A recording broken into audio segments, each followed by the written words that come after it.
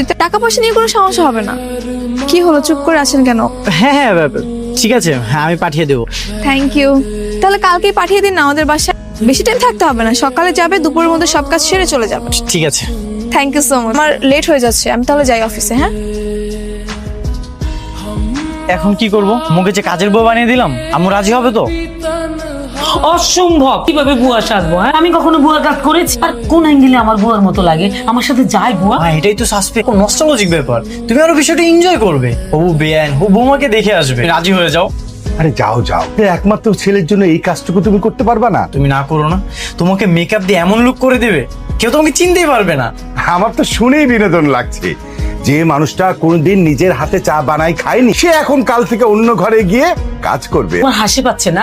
আরিয়ান, তুই কেন বলি না তোর বাবার দারোয়ান বা ড্রাইভার সাজতে হতো? এরকম হিকি করে হাসতে পারতো না। নিজেকে সামলাও, আমাকে নিয়ে চিন্তা করতে